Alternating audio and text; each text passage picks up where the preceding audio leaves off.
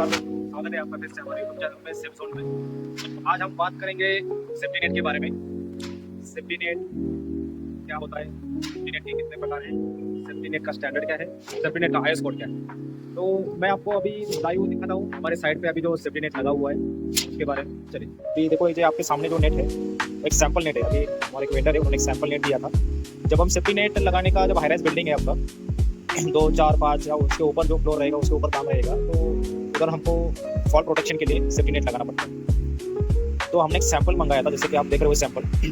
ये double layer monofilament safety net है, इसको डबल लेयर बोलते हैं। इसमें 2 लेयर, यहाँ पे ये रोप का एक लेयर है, उसके बाद ये जो हरा वाला है वो दूसरा लेयर है। इसके लिए हम क्या बोलते हैं, इसको डबल लेयर बोलते हैं। अभी इस नेट पे मैं बताता हूँ मैं आपको, इसका जो बॉर्डर रोप है, इसका बॉर्डर का जो रोप है, ये जो आपका बॉर्डर रोप दिख रहा है, ये रहता है 12 mm का। इसका मिनिमम साइज 12 mm होना चाहिए। अभी आप कई बार वेंडर जो है या कोई मैन्युफैक्चरर जो है क्या करता है, बोलता है अपने को कोहिनूर ब्रांड बोलता है, कोहिनूर या टॉप बोलते हैं, लेकिन अपने पास क्या आता है, एक अलग सा रोप आ जाता है, एक लोकल क्वालिटी का आ जाता है।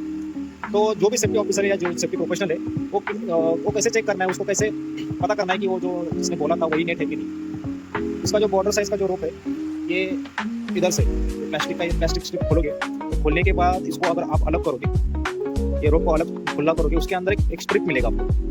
ऐसी एक स्ट्रिप मिलेगी यहाँ पे प्लास्टिक वाले, उसमें नाम लिखा हुआ है जिस मेक का बना हुआ है। जिस मेक का अगर कोहिनूर करेगा तो उसको कोहिनूर का नाम आएगा, अगर टफ रूप का रहेगा उसको टफ का ब्रांडिंग आएगा। जो भी रहेगा उसमें क्या होगा, आपको पता चलेगा कि वो किस मेक का है ना। तो ये हो गया अपना डबल लेयर वाला है। जैसे मैंने बताया कि अभी ये 100 by 100 का एक आना है यहाँ था। ये नॉटिंग सिस्टम है मशीन मेड का। ये मोनोफिलामेंट नेट बोलते हैं इसको, मोनोफिलामेंट प्लास्टिक का आता है। इसका भी 4 mm मिनिमम साइज होना चाहिए। 4 mm से 6 mm तक बॉर्डर इसका इनर रोप रहता है। आप इसको कस्टमाइज कर सकते हो अपने हिसाब से। इसमें 25 by 25, 30 by 30, 100 by 100 इसका ये मेश साइज होना चाहिए। ठीक है, ये हो गया अपना सैंपल। हमने सैंपल मंगाया था, तो हमने ऊपर जो नेट इंस्टॉल किया है वो इसी टाइप का इंस्टॉल किया है। मैं आगे आपको बताऊँगा, दिखाऊँगा उसके बारे में भी। ठीक है, जैसे कि आप देख रहे हो हमारे साइड पे हमने जो नेट इंस्टॉल किया है, ये स्लैब ब्रैकेट पे इंस्टॉल किया है। अभी मैं इसमें एक चीज़ को मैं आपको बता देता हूँ। थोड़ा हवा का रुख तेज है, इसके लिए नेट थोड़ा हवा में उड़ रहा है। सबसे पहले नेट अगर हम चूज़ कर रही है तो उसका पहले सब स्टैंडर्ड देखना चाहिए, क्वालिटी देखना चाहिए, है ना। अभी नेट के भी बहुत प्रकार है, उसमें सिंगल लेयर आता है, डबल लेयर आता है, ट्रिपल लेयर में भी आता है, उसको प्रिंटेड नेट बोलते हैं। अभी जो हम नेट देख रहे हैं वो डबल लेयर का है। उसमें अगर वो मेश साइज देखेंगे आप, तो जो रोप का साइज है वो है 25 by 25 का है। ये मशीन मेड इसका जो नॉट है, इसका जो नॉटिंग सिस्टम है, ये मशीन मेड का है, आप देख सकते हैं। तो इसका जो स्टैंडर्ड होता है ये 2.5 मीटर, 2.5 mm या 3 mm का रहता है। जो ये इनर रोप रहता है उसका, वो टीपी रोप रहता है। दूसरा इसके बॉर्डर की जो रोप रहती है, थोड़ा हवा तेज होने के कारण आपको सही से दिखाने का, सेफ्टी नेट का जो बॉर्डर रोप रहता है, ये रहा इसका बॉर्डर। ये 12 mm का रहता है। इसका मिनिमम साइज 12 mm होना चाहिए। ये पीपी रोप होता है। उसके बाद इसके ऊपर जो हरा नेट देख रहे हो, ये होता है मोनोफिलामेंट नेट। इसको मोनोफिलामेंट नेट बोलते हैं। ये प्लास्टिक से बना हुआ रहता है, प्लास्टिक के मटेरियल से बना हुआ रहता है। ये GSM में काउंट किया जाता है। और बाकी का जो मेश साइज रहता है, अभी ये छोटा मेश साइज है। बाकी इसमें जो मिनिमम मेश साइज रहेगा उसका 100 by 100, 100 by 100, और उसका जो रोप का साइज रहेगा वो 4 mm का रहेगा। मिनिमम 4 mm होना चाहिए। मैं आपको वो भी नेट दिखाता हूँ। अभी ये हो गया नेट का, ये डबल लेयर नेट है, मोनोफिलामेंट प्लस पीपी रोप का। उसके बाद इसको बिठाने के लिए 2 तरह के ब्रैकेट यूज होते हैं, जैसे कि आप देख रहे हो वीडियो में। ये इसको बोलते हैं स्लैब ब्रैकेट, है ना। दूसरा एक ब्रैकेट का प्रकार रहता है, वो है बीम ब्रैकेट। अभी स्लैब ब्रैकेट जो है, इसको स्लैब ब्रैकेट इसके लिए बोलते हैं कि स्लैब, ये जो स्लैब आप देख रहे हो स्लैब पे रेस्ट होता है, इसके लिए ये स्लैब ब्रैकेट है। इसका कोई स्टैंडर्ड ऐसा नहीं है। जैसे सेफ्टी नेट का आईएस स्टैंडर्ड जो कोड है 11057 है, 11057 का आता है। ये स्लैब ब्रैकेट रहता है। इसका जो एंगल है, जो आप एंगल देख रहे हो, यहाँ से ये एंगल देख रहे हो, वो 45 डिग्री, मतलब जहाँ पे ये MS पाइप यहाँ पे इस पे बैठेगा और MS पाइप का जो एंगल जाएगा, ये जो एंगल बना हुआ है, ये रहता है 45 डिग्री का एंगल रहता है। जब हम नेट इंस्टॉल करते हैं तो उसका एंगल जो है हम 45 डिग्री पे रखते हैं। और ये 45 डिग्री कब आता है, हमारा जो स्लैब ब्रैकेट है वो मैन्युफैक्चर जहाँ से बेचता है वहाँ से वो 45 डिग्री से आता है। अभी क्या रहता है कि स्लैब ब्रैकेट पे हम क्या करते हैं, ये 12/100 के फास्टर लगाते हैं 4 इंच की, हम मिनिमम 4 या 5 लगाते हैं। अभी इधर 2 लगाया, उधर 2 लगाया, आगे किधर होगा, तो एक ब्रैकेट को हम मिनिमम 4 या 5 फास्टनर से उसको लॉक करते हैं। उसके बाद ये पाइप इसके अंदर जाता है, इधर यहाँ पे एक पिन इधर लॉक, अभी वो डाला नहीं, अभी वो वहाँ पे लॉक रहता है ताकि पाइप ऊपर उठे ना, और इस पाइप के ऊपर अपना ये नेट आता है। और आप देखोगे कि इसके ऊपर जो है ये जो रोप देख रहे हो वो भी 12 mm का रहता है, वो सपोर्ट देने के लिए रहता है। अभी जो आप नेट देख रहे हो ये नेट है मोनोफिलामेंट नेट, इसको बोलते हैं डबल लेयर मोनोफिलामेंट नेट बोलते हैं। अभी जो इसका जो नीचे वाले जो जाली है इसका गाला जो है वो 25x25 का है, और ये 2.5 से 3 mm का इसका ये रोप रहता है।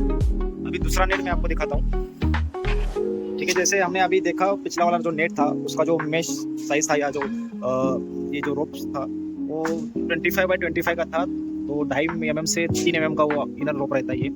अभी जो हम नेट देख रहे हैं, अभी इसका जो मेश साइज है, ये जो अंदर का जो पीला वाला आप रोप देख रहे हो, इसका जो ये गाला है, ये जो चारों बाजू से आप देखोगे ऐसा, इसका जो मेश साइज रहेगा वो हमने कस्टमाइज करके लिया है। वो रहता है कि 100 मिनिमम होना चाहिए, लेकिन हमने ये 120x120 mm का है, और इसका जो ये इसका जो डाया है 4 mm का रहता है, ये 4 mm का रोप है इनर वाला। उसके बाद ये बॉर्डर वाला, जैसे मैंने बताया था कि बॉर्डर वाला जो रोप है वो 12 mm का होना चाहिए, मिनिमम 12 mm का तो होना चाहिए, है ना।